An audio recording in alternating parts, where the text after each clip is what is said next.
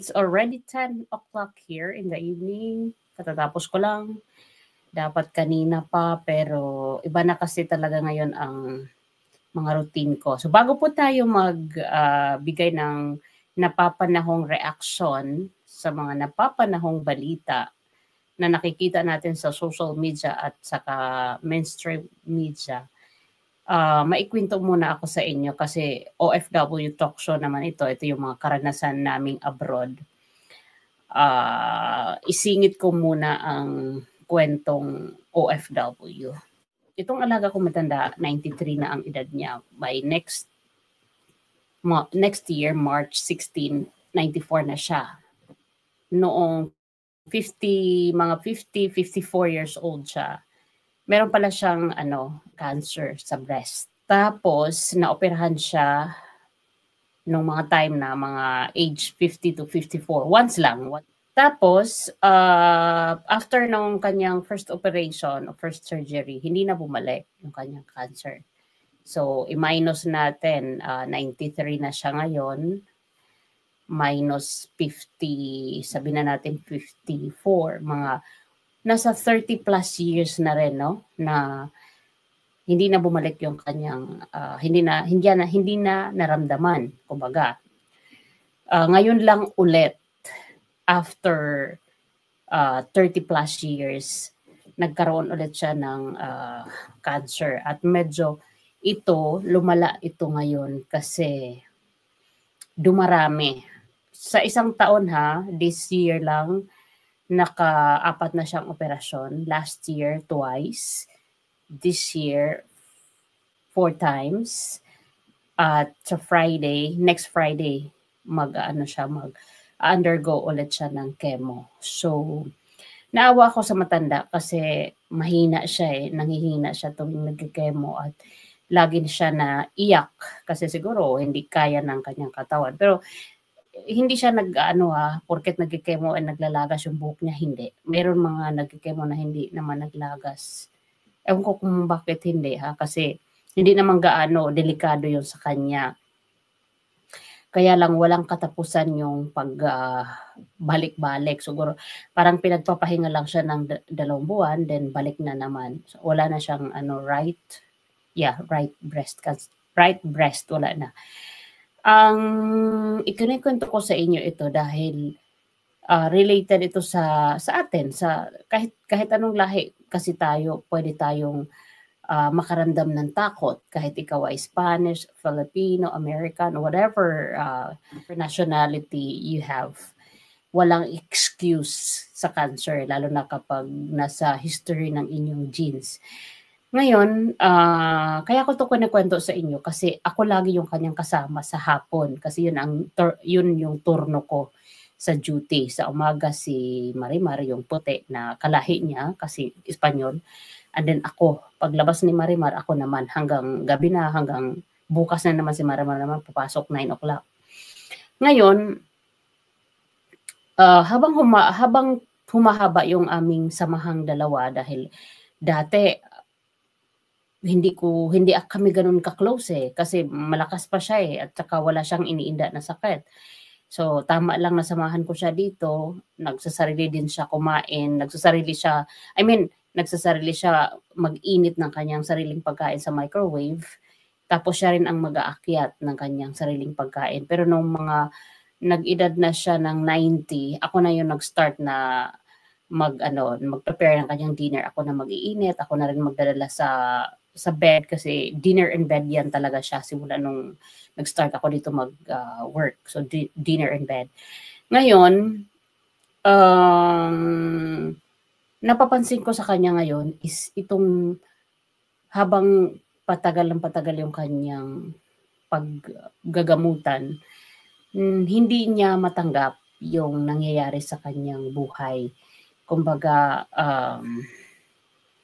she is not ready to die. She's not ready to die. Kasi malaman ko talaga yon kasi lagi niya sa akin sinasabi na, Kimiedo, hanggang kailan pa ba? Kimiedo is natatakot daw siya. Sabi niya, ano kaya mangyayari sa akin? Yun yung mga tanong na some of the old old people I know in my experience is they don't ask question what will happen to them. May mga kasi I was with my grandmother when she was dying.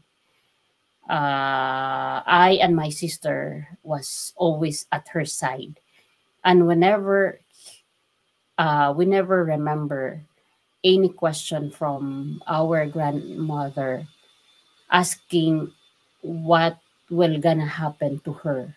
She accepted. She accepted already that she's going to, to go back to the Father's house. Father's house is in heaven.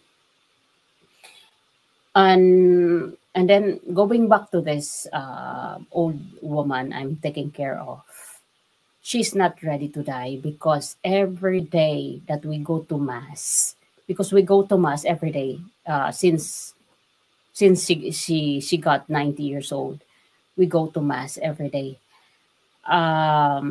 She always asked me, please help me pray. Help me pray that I will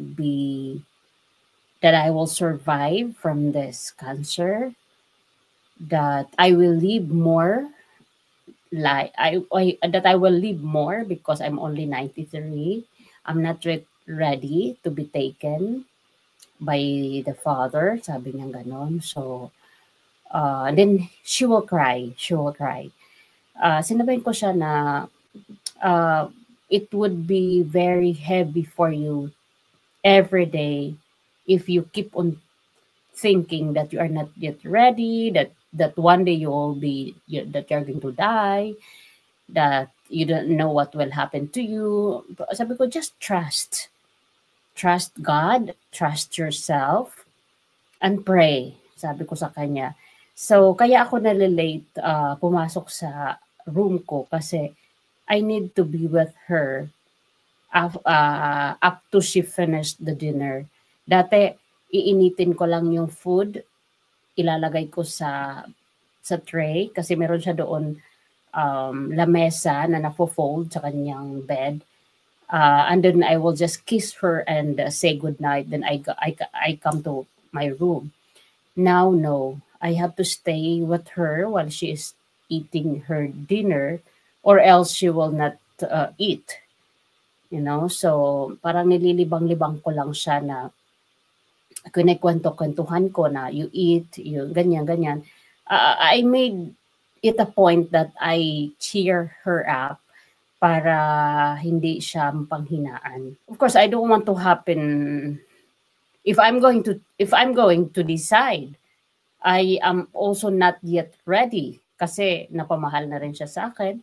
I'm treating her like my mom, and she's treating me like her daughter kasi she's really sweet sa akin. Kasi nga,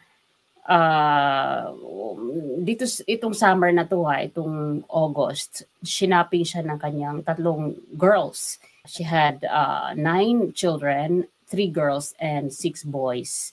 Shinaping siya ng kanyang mga girls kasi ribahas. Ribahas is sale. And then pagdating, of course, they have a lot of clothes to fit. She has a lot of clothes to fit.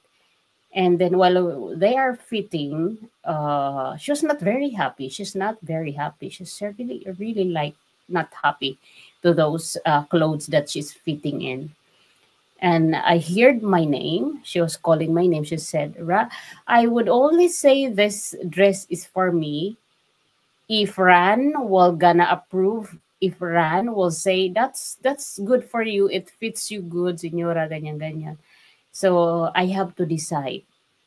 She would listen to me than her three girls. Kaya natatawa ako doon sa mga girls niyang mga anak. Mga malalaki na rin, mga senyora na rin kasi siyempre wala nang maliit sa anak ng aking alaga.